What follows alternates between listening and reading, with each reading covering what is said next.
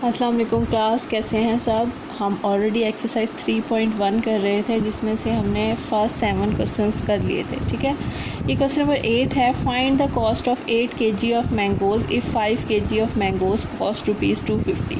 अब ये देखिए, कॉमे से पहले जितना पार्ट है उसमें कॉस्ट और मैंगो की बात हो रही है और कॉमे के बाद भी जो है वो कॉस्ट और मैंगो की ही बात हो रही है। तो इस क्वेश्चन में हमने ये करना है कि पहले हमने रेशो बना लेनी है, क्योंकि आपको पता है कि ये रेशो का क्वेश्चन है। तो रेशो किस तरह बनेगी, कॉस्ट रेशो मैंगोज़, फिर दोबारा से बात हो रही है कॉस्ट रेशो मैंगोज़। ठीक है जी। अब अकॉर्डिंग टू क्वेश्चन वो कहते हैं फाइंड द कॉस्ट। हमें कॉस्ट नहीं पता तो हम कॉस्ट की जगह लिख लेते हैं x। उसके बाद वो कहते हैं मैंगोज़ आपके पास 8 हैं, 8 kg हैं। ठीक है जी। फिर कॉमा आ जाता है, फिर वो कहते हैं 5 kg ऑफ मैंगोज़। फिर आपके पास 5 जो हैं वो मैंगोज़ हैं और कॉस्ट जो उन्होंने बताई हुई है वो है 250। ठीक करने के बाद आपको पता है कि जो रेशो होता है वो हमें डिवीजन को शो करता है, तो हम इसे डिवीजन की फॉर्म में चेंज कर लेते हैं, x डिवाइडेड बाई 8 और 250 डिवाइडेड बाई 5। ठीक, ये आपस में कैंसिल आउट होता है, 5 1 ज़ा 5, 5 5 ज़ा 25। 58 जो है वो मल्टीप्लाई हो रहा है उधर जाके, डिवाइड हो रहा है उधर जाके मल्टीप्लाई हो जाएगा, और 5 मल्टीप्लाई बाई 80 जो है वो आपके पास होता है जी 8 5 मल्टीप्लाई बाई 8 400। तो इसका मतलब है कि ये जो कॉस्ट उन्होंने बतानी थी ना वो हमारे पास ये थी कि वो 400 रुपीज़ है। ठीक है, सिंपल सा छोटा सा क्वेश्चन है। उसके बाद है जी हमारा next question, question number 9। Question number 9 भी बहुत इंपॉर्टेंट क्वेश्चन है। आप ये देखें, उन्होंने एक वैल्यू दी हुई है A/B = 7/6। ये रेशो की फॉर्म में बुक में लिखा हुआ है, मैंने डिवीजन में चेंज कर दिया है। मतलब कि जहाँ पे भी A डिवाइडेड बाई B आएगा ना, वहाँ पे आपने 7/6 पुट कर देना है। ये आपको पता है ना, रेशो को हम डिवाइड कहते हैं, तो ये A डिवाइड बाई B की वैल्यू है। फिर उन्होंने कहा इसकी वैल्यू बताएं। अब क्वेश्चन ये है कि जो उन्होंने पुट करने के लिए वैल्यू दी है वो क्वेश्चन में है ही नहीं, कहीं पे भी A डिवाइडेड बाई B नहीं है। तो हमें इस क्वेश्चन में जो है ना वो इस तरह की फॉर्म लेकर आनी है। तो हम क्या करेंगे, डिवाइडेड बाय B, इस पूरे जो एक्सप्रेशन है ना उसे आपको B से डिवाइड कर देना है। 3A divided by B, 5B divided by B, 7B divided by B और 5A डिवाइडेड बाई B। ठीक है, डिवाइड करने के बाद ये देखें जहाँ कटिंग होती है वहाँ कटिंग कर देंगे और जो रिमेनिंग वैल्यू है वो आपने लिख देनी है, 7 - 5A डिवाइडेड बाई B। अब ये देखें A डिवाइडेड बाई B की वैल्यू क्वेश्चन में प्रेजेंट है, तो जहाँ पे भी A डिवाइड बाई B है वहाँ हम 7/6 पुट करते हैं। 7/6 प्लस 5 रेशो 7 - 5 7/6। इन दोनों जगह पे जो है ना हमने 7/6 पुट कर दिया। सिंप्लीफाई करते हैं, 3 7 ज़ार 21/6 प्लस 5 7 ज़ार होता है जी हमारे पास 35 डिवाइडेड बाई 6। बाकी आप कैलकुलेटर पे भी कर सकते हैं या आप एलसीएम लेना चाहें तो एलसीएम भी ले सकते हैं, तो मैं कैलकुलेटर पे कर रही हूँ। तो ये आपके पास आएगा जी 21 डिवाइडेड बाई 6 प्लस 5, ये आता है 17/2 रेशो 7 - 35 डिवाइडेड बाई 6, ये आता है 7/6।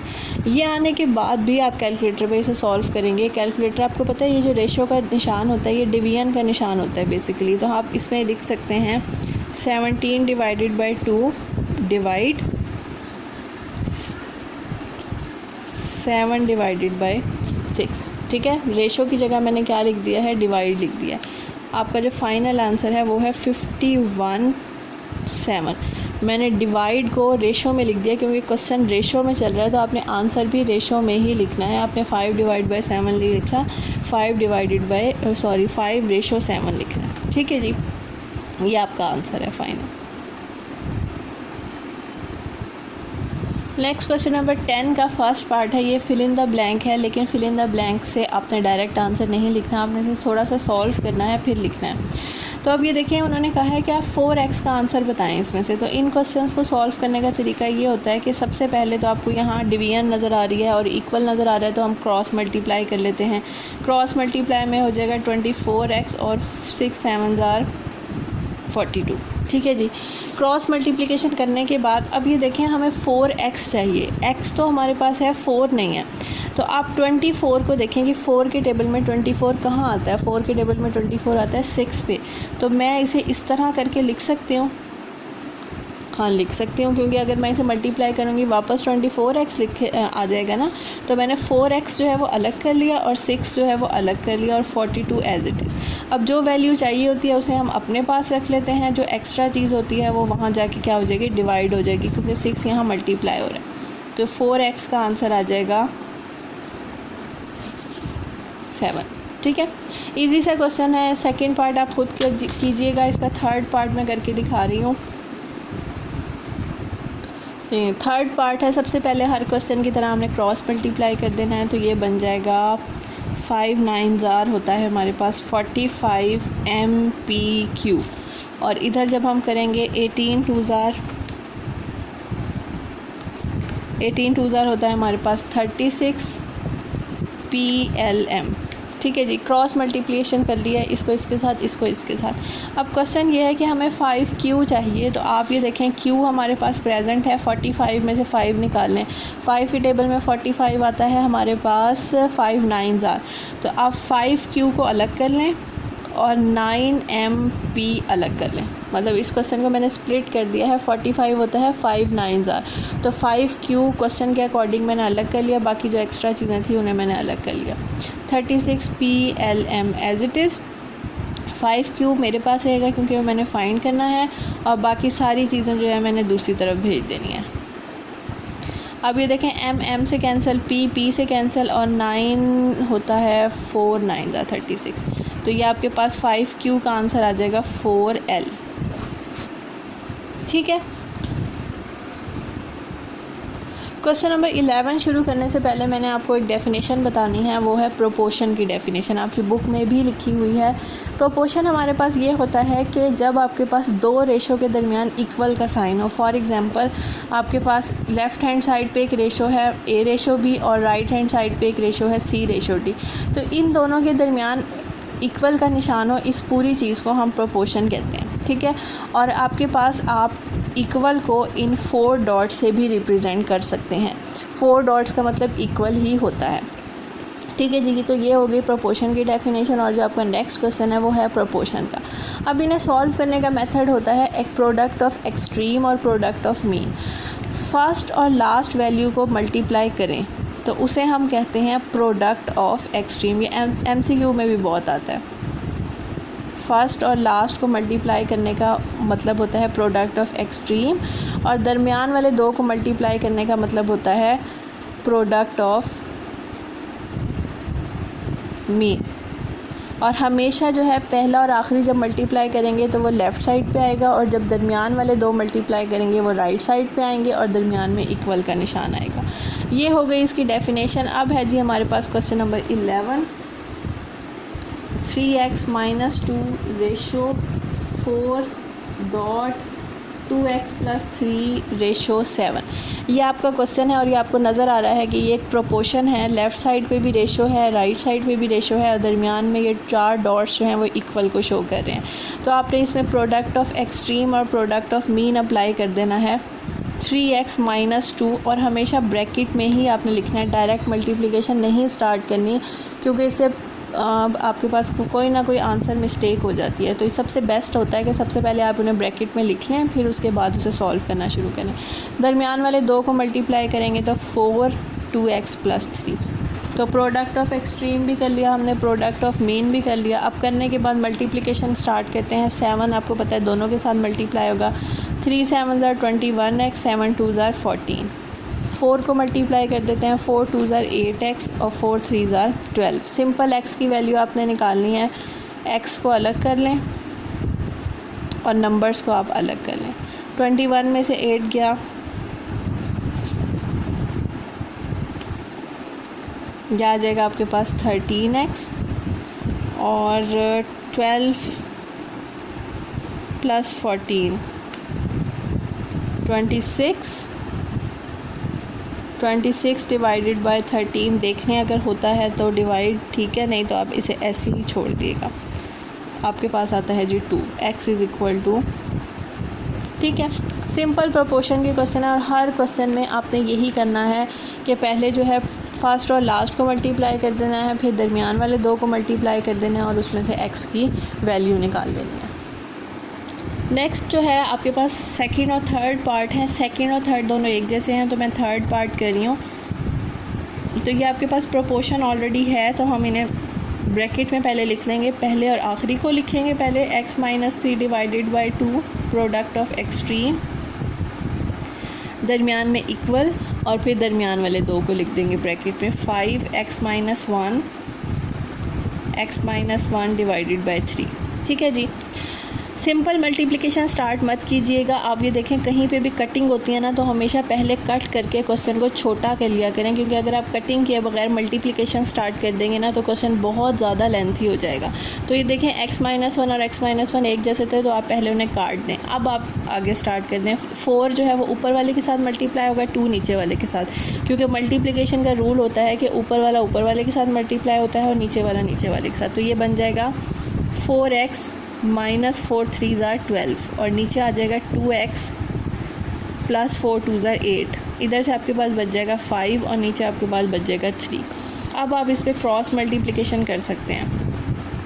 4x - 12 और 5 × 2x + 8। ठीक है जी, 4 3 = 12x और 12 3 = हमारे पास होता है 36, 5 2 = 10x और 5 8 = 40। x वाली वैल्यू जो है वो एक तरफ और कांस्टेंट एक तरफ। 12 में से 10 गए, आपके पास आ जाएगा 2x। 40 + 36 76, 76 डिवाइडेड बाई 2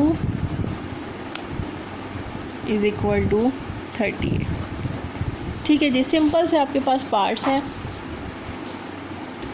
चलें जी, इस क्वेश्चन का मैं एक आखिरी पार्ट कर रही हूँ, बाकी जो रह जाएंगे वो आप खुद करेंगे क्योंकि बाकी सारे सिंपल से ही हैं। अच्छा, अब ये देखें इसके अंदर जो है ना आपके पास बहुत सारे अल्फ़ाबेट्स नज़र आ रहे हैं। तो आपने मल्टीप्लिकेशन डायरेक्ट, मैं पहले भी बता रही हूँ कि स्टार्ट नहीं करी, थोड़ा सा थिंक करना है। जैसे पहले क्वेश्चन में कटिंग होती थी तो कटिंग कर ली, इसी तरह इन क्वेश्चंस में आपके पास कोई फार्मूला ओपन होता है तो आपने फार्मूला ओपन कर देना है और फिर जो है उसे सोल्यूशन करना है। तो उसी तरह हम जो है इसमें प्रोडक्ट ऑफ एक्सट्रीम और प्रोडक्ट ऑफ मीन करेंगे। ठीक है जी, तो आपको मैं ये बता रही थी कि फार्मूले जो है कहीं पे भी ओपन और क्लोज़ होते हैं तो आपने पहले फार्मूले ओपन और क्लोज़ करने हैं।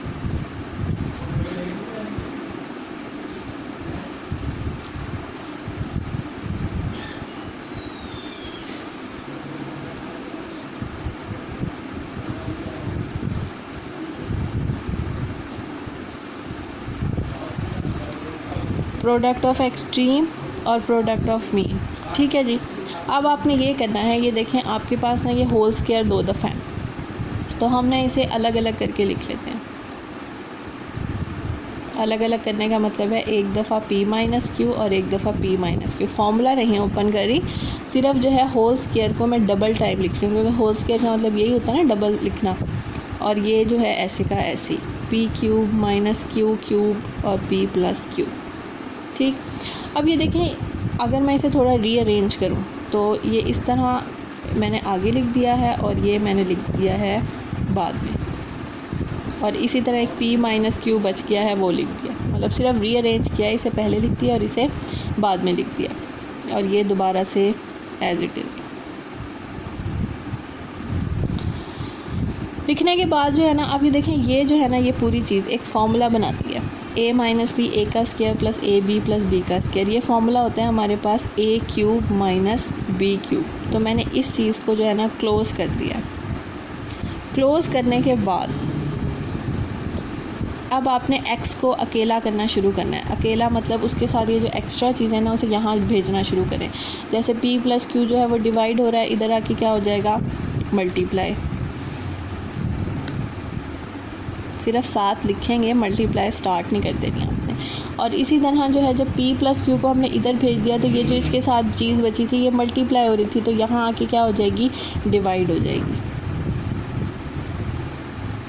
हो गया। अब करने के बाद ये देखें ये पूरा इसके साथ कट गया और ये दो चीज़ें हमारे पास बच गई हैं। p - q P plus Q, और ये एक फॉर्मूला है ए माइनस बी ए प्लस बी ए का स्क्वायर माइनस बी का स्क्वायर। मतलब इन क्वेश्चंस में मेथड यही है, product of extreme, product of mean. लेकिन मल्टीप्लिकेशन सिंपल नंबर्स है तो आप मल्टीप्लाई कर देंगे, कहीं पे कोई फॉर्मूला लग रहा है, कटिंग हो रही है, तो आप उन्हें वैसे भी सॉल्व कर सकते हैं। तो यहाँ पे आपकी जो है एक्सरसाइज वो कंप्लीट हो गई है। जितने भी एक्स्ट्रा क्वेश्चंस बच गए हैं वो आपने खुद करने हैं। कोई भी प्रॉब्लम हो तो आप मुझसे पूछ सकते हैं।